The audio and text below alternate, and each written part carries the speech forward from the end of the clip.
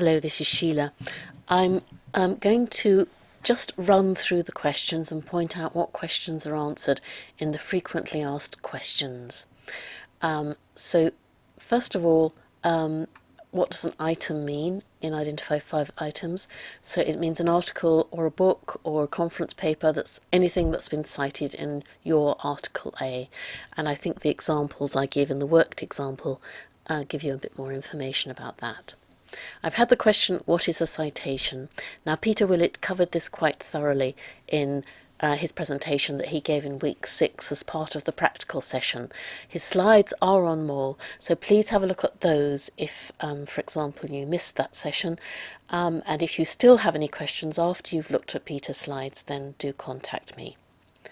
Someone asked whether I was going to provide the papers because they couldn't find one of the papers allocated to them. The answer to that is no. I'm not going to be sending them out. You should be able to find them. And here I have actually given some information about some alternative ways for tracking them down. There was one specific article, the one by Henderson and Venkataraman, published in 1993, but it was reprinted in 1999. It's exactly the same authors, exactly the same title, and it was in exactly the same journal, but they reprinted it word for word in 1999, and that is the same thing. So if you find that, that's okay, but you should have something about it being a reprint. If you look carefully at the first page, you should find a statement about that. I was asked, do we need to mention very general ideas about why we cite sources? And the answer is no. You should concentrate on the reasons on the 10 reasons lists. Just focus on those. So I'm just going through these quickly, just highlighting some key points.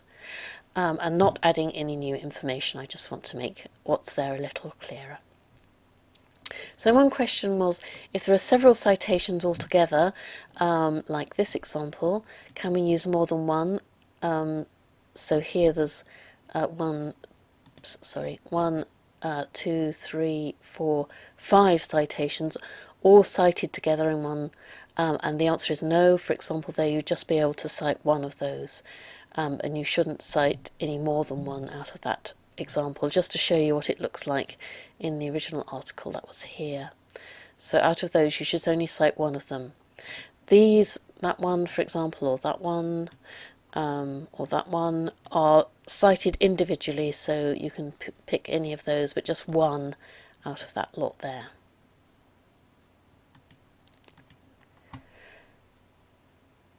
And then there was a question in part 1 of the assignment, when identifying one of the 10 reasons, should we just state the reason number or do we specify A, B or C? And that was referring, for example, here you've got item 4, which has A, B and C reasons. They're all to do with position, but each is slightly different. So yes, say whether it's A, B or C applies, for example in that case, or A or B in that. It won't apply in all of the reasons. Some of them only have one reason under each kind of number.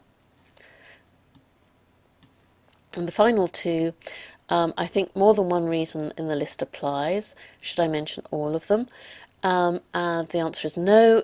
Just focus on the one that you think applies most and which you feel best able to explain. You can mention, if you want, in passing that there was another reason, because I certainly found when I was doing the examples that sometimes there was more than one reason I felt I had to choose between. And can I quote text word for word from the reasons list? And that's meaning this list here, giving all the reasons. You may quote words or phrases from the reasons list, but only when you're explaining how or why the aspect of the reason applies to your chosen citation, and they should be very brief quotations. And so again, there's more examples given in the worked example, which I'll be explaining briefly in the next video.